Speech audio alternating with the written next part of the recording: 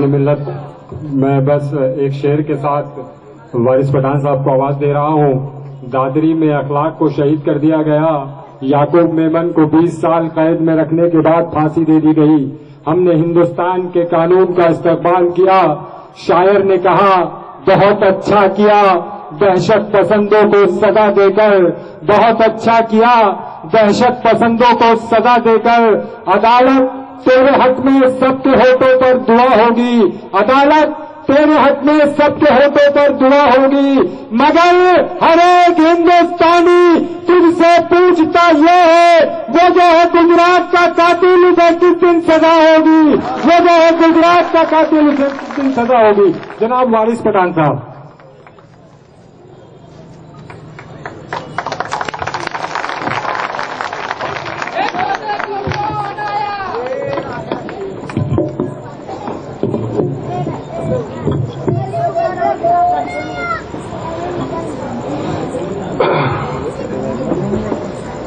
आरिफ भाई, डर तो तब भी नहीं लगा था जब याकूब मेमन को फांसी दे दी,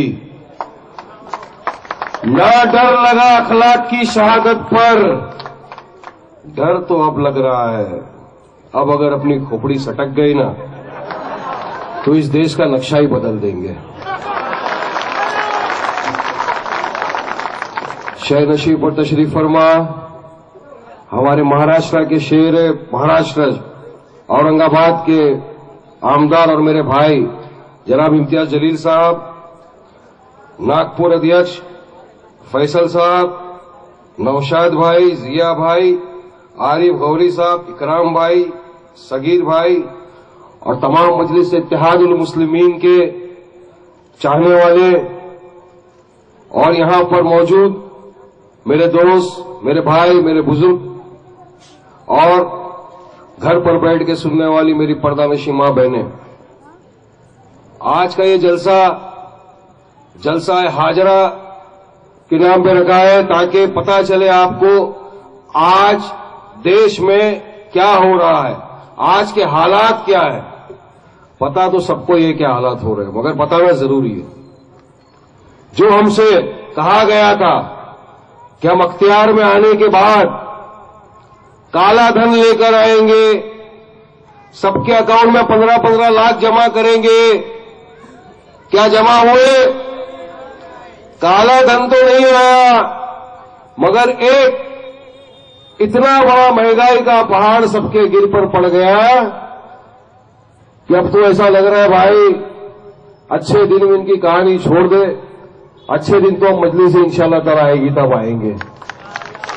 ये ख्वाब दिखाना छोड़ दो, सिर्फ सियासती भाषण देकर तुम इख्तियार में आकर बैठे, पूरे देश को लूट लिया। आज अमीर जो है वो 2-3 जने अमीर बनते जा रहे हैं, बाकी पूरे देश के लोगों के अंदर ऐसा गरीबी का साया छाया है कि लोगों ने तो कहा कि सरकारी मनुष्य यार, जब से आए कुछ धंधा ही नहीं है, काम ही नहीं है, कुछ नहीं है, जहां देखो सूखा पड़ रहा है। सूखा इतने सालों में कभी इतना नहीं आया, इनके आते ही आ गया। तो कहीं ना कहीं ये गलती तो है, और ये किसने गलती की इतनी बड़ी? जो उस वक्त सत्ता में बैठे 15 साल हमारे आपके वोटों को वोट बैंक समझ के लूटा। ये कांग्रेस और राष्ट्रवादी की नपुंसकता का नतीजा है जो आज आप और हम सब बैठ के भुगत रहे हैं। अगर इन्होंने 15 साल बैठकर काम किया होता तो आज ये नौबत नहीं आती, आज आपको और मुझको बैठकर ये दिन नहीं देखने पड़ते। और इंशाअल्लाह अब तो ये तो आने वाले नहीं है ना, ये आने वाले, लोगों ने सबका चेहरा देख लिया है साहब। आज 15 साल सत्ता में रहे, वक्फ बोर्ड की हमारी 1 लाख एकड़ के करीब जमीन थी। अगर वो जमीन ही हमको दे देते तो हमको ना किसी एड की जरूरत थी, ना किसी के डोनेशन की जरूरत थी, मगर साहब 15 साल कुछ नहीं किया इन्होंने। मगर मजलिस इत्तेहादुल मुस्लिमीन आई, 2 साल हुए और अल्हम्दुलिल्लाह आप सबने देखा कि औरंगाबाद में एक वक्फ की जमीन पे जो कब्जा किया हुआ था उसको किस तरह से मजलिस के शेर इम्तियाज जलील ने जाकर खाली कराया नहीं, खाली कराया ना। तो अगर हम आके 2 साल में ऐसा कारनामा कर सकते हैं, कि जगह पे घुस के अपनी जगह मांग सकते हैं, क्योंकि हमने बचपन से सीखा है जो चीज मांगने से नहीं मिलती उसको छीन के लेना चाहिए साहब। और मजलिस इत्तेहादुल मुस्लिमीन समझ गई है अब कि यह मांगने से नहीं मिलेगा, लेकिन इंशाअल्लाह छीनने में भी हमारे शेर बहुत माहिर है, छीन के लेंगे साहब अभी। और देखा तो ये जा रहा है, यहां पर तो बच्चे भी बड़े हो गए, हाफ पैंट थी चट्टी, अभी बड़ी फुल पैंट आ गई। कुछ नहीं होगा, फुल पैंट पहनने से अक्कल नहीं आ जाएगी, पैंट बड़ी होने से अक्कल बड़ी नहीं हो जाएगी। ये इस तरह की भाषणबाजी करना छोड़ो। पिछले हफ्ते में मोहन भागवत ने आगरा में कह दिया मुसलमानों के बच्चे बढ़ रहे हैं, अरे बच्चे पैदा करो, धड़ाधड़ बच्चे पैदा करो। भाई सवाल क्या, कैसा पैदा करेंगे? शादी आप करते नहीं तो बच्चे कैसा पैदा करेंगे? ऐसा पैदा कर देंगे तो ऐसे बच्चों को क्या कहेंगे आपको पता है ना, मैं नाम नहीं लेना चाहता हूं। शादी करो नहीं, बच्चे पैदा करो। अरे हमने डिबेट में कहा कि क्या प्रधानमंत्री अपने आरएसएस के प्रचारक को ये कहेंगे कि जाओ शादी करो और बच्चे पैदा करो? तो कहा नहीं, मतलब खाली बोलने का बच्चे पैदा करो। आज तो सियासत इस हद तक ये लेके चले गए हैं कि पहले तो इकोनॉमी बढ़ाएंगे, ये करेंगे, लोगों को बहला फुसलाकर यहां तक लेकर आ गए और अब बच्चे पैदा करने की लाइन में लगा दिए। जो नामुमकिन है मुमकिन करके दिखाओ, चलो करो शादी सब। और नहीं करते तो साफ बोलना छोड़ दो। पब्लिक समझदार है, सब बोल बचन समझती है। अभी आप लोगों की जो बातें हैं सबके समझ में आ गई है। इतने साल बेवकूफ बनाया, अब तो बेवकूफ नहीं बनने वाली है पब्लिक साहब, सब समझदार हो गए हैं। और यही हम लोग असेंबली में भी होता है साहब, काफी लोग आते हैं। जैसे इम्तियाज भाई ने भी आपके सामने बताया कि 286 है, बोले नहीं साहब 288, दो का है। अरे बोले वो दिमाग लगा रहा है। अरे ऐसा दिमाग लगाते हैं साहब कि इनके पास जवाब ही नहीं, हमको क्या जवाब देंगे। आज भी मेरा लेट आने का कारण यही था कि ईद के लिए हमने एक मीटिंग बुलाई। चीफ मिनिस्टर साहब ने मिनिस्टरों की और तमाम वरिष्ठ पुलिस अधिकारियों की एक मीटिंग की। ये कहा ईद आ रही है, हमको सबको संभल के रहना है, त्योहार का टाइम है, गणेश चतुर्थी फेस्टिवल भी है। साहब हम लोग तो कुछ करते नहीं, हम खामोश। हमने क्या किया है? आपने पिछली ईद के पहले हमारा बीफ बैंड कर दिया। जो मेरा गरीब मुसलमान भाई एक जानवर में 7 हिस्से देता था, आज वो 7 हिस्से नहीं दे सक रहा है। साहब आपने उसके लिए क्या सोचा? आज भी ये मुद्दा उठाया, आज भी ये कहा गया कि साहब कुछ नहीं तो हमको 3 दिन की तो इजाजत दे दो, ईद, बासी, तिरवासी, हम हमारा भी त्योहार बनाए, अब आपका त्योहार बनाओ, क्या प्रॉब्लम है साहब, कर दो। नहीं, वारिस पठान मैटर कोर्ट में पेंडिंग है। अरे अब हमारी जब बात आई तो हर मैटर कोर्ट में होता है, हम कोर्ट के खिलाफ नहीं जाते। मगर क्या सरकार अगर प्रदूषण के पीरियड में 2 दिन मांस पे बंदी लगा सकती है, तो क्या हमको बकरी ईद में 3 दिन गोश्त खाने का अधिकार नहीं है क्या? अरे हमको कानून को ये दिया है कि आप खा सकते हो मगर ला नहीं सकते हो। मैंने कहा मुझे खाना है पर लाऊं कहां से? अरे अलाउड तो करो, ट्रांसपोर्ट तो अलाउड करो। नहीं करेंगे, कोर्ट में पेंडिंग है। इस तरह के जवाब है साहब। ये है ये बैठी हुई सरकार सत्ता में, और इनको समर्थन कौन कर रहे हैं? ये कांग्रेस और ये राष्ट्रवादी जो आज तक सेक्युलरिज्म का नकाब ओढ़े हमारे आपके बीच में आकर हमको पहला फुसलाकर वोट तो हम ये करेंगे, वोट तो हम डेवलपमेंट करेंगे, वोट तो अरे हम तो मुसलमानों के सरमाए, हम आपके लिए काम करेंगे। क्या काम किया पता है आपको? मेरे साथ असेंबली में मुझे सस्पेंड कराया कांग्रेसियों ने। सबसे पहले मुझसे ये कहा गया था भाजपा के आमदारों ने कि अगर तुमको यहां बैठना है तो आपको भारत माता का ये बोलना पड़ेगा। मैं तो पूरा वर्ड नहीं बोलता हूं भाई, नहीं बोलता, नहीं बोलना पड़ेगा। अरे 2 बार प्यार से समझाया, नहीं बोलता भाई, नहीं बोलना ही पड़ेगा। फिर साहब मैं भी बढ़ेगा खाता था, बोला चल नहीं बोलता, क्या करता है कर ले। इतना बोलना था साहब के सबसे पहले इम्तियाज में आपको पता है कौन खड़ा हुआ? यही कांग्रेस का आमदार अब्दुल सत्तार और आरिफ नसीम खान। अरे कैसा नहीं बोलेगा, बोलना पड़ेगा। लिख के दे, नहीं बोल सकता है तो बोला नहीं लिख के दूंगा, ना बोलूंगा, जो जिसको करना है करो, हम लोग यहां बैठे हैं, जिसमें ताकत है वो करके दिखा दो। लेकिन मैं पैदा हुआ था कलमे पे ला इलाहा इल्लल्लाह मोहम्मद रसूलुल्लाह बोला था, और इंशाअल्लाह मरूंगा तब भी वही कलमा पढ़ूंगा, लेकिन मैं शिर्क नहीं करूंगा।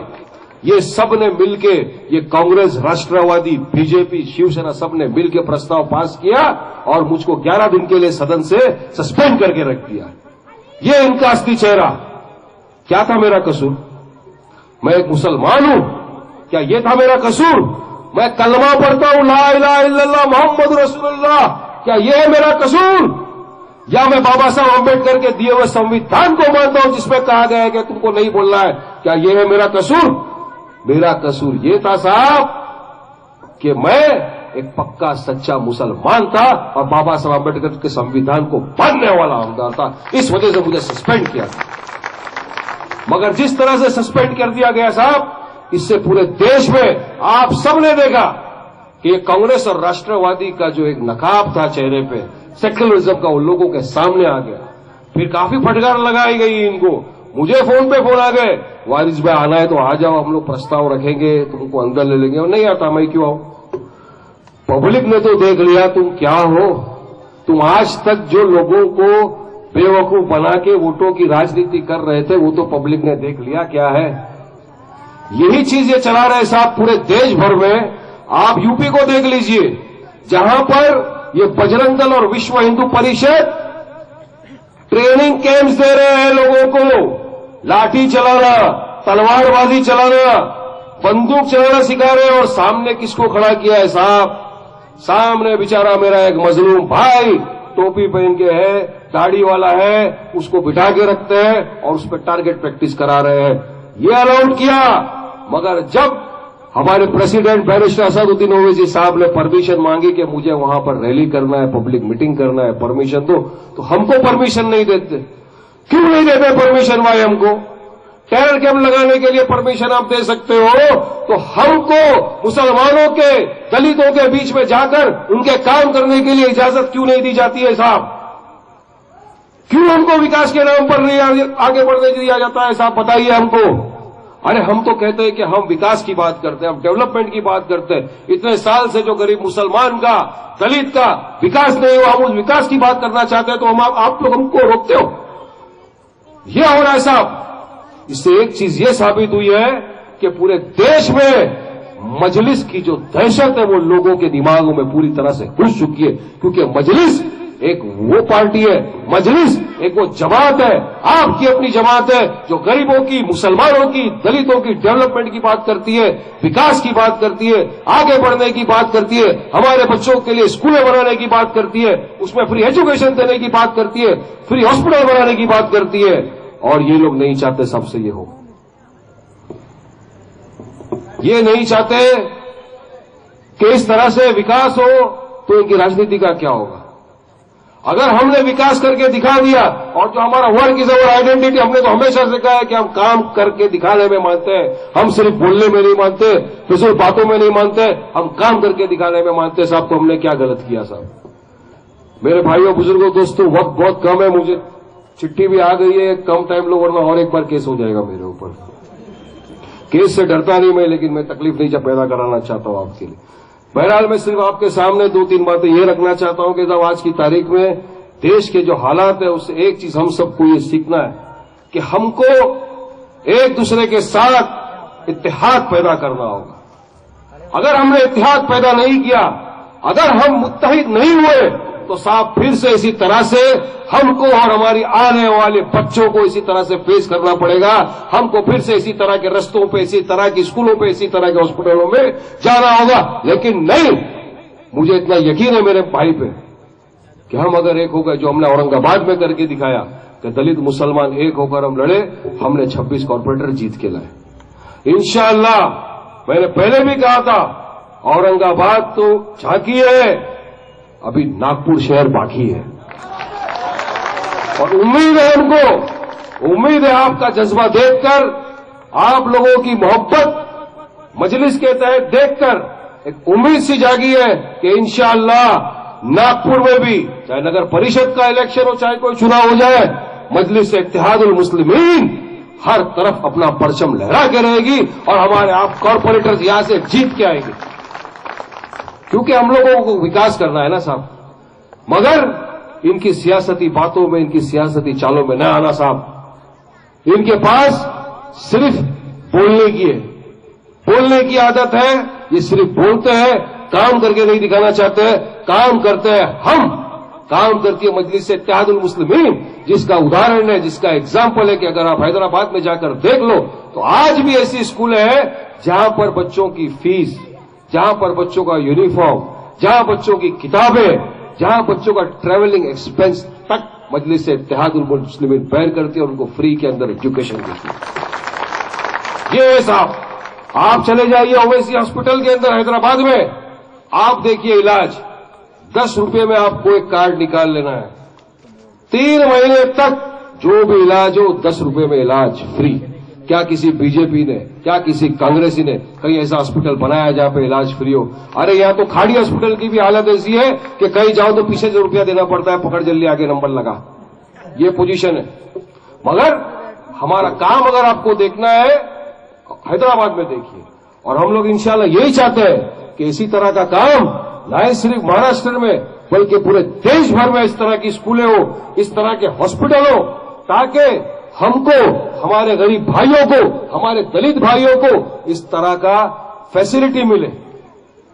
जो लोग सिर्फ जुबानी खर्च करके आपको बोल के जाते हैं, नहीं करते, हम लोग वो करके दिखाते हैं। और सिर्फ बोलते नहीं, आपके सामने एग्जाम्पल सेट करके दिखाते हैं कि अगर वारिस पठान ने ये कहा तो मैं जाकर चेक करके आऊंगा। आप चेक करके आइए और देखिए, आपको को लगेगा नहीं, जो वारिस पठान ने बोला था 100% सही थी, बल्कि कुछ कम बताया हुआ तो और ज्यादा फैसिलिटी मिल रही है हम लोगों को। ये है जमात साहब।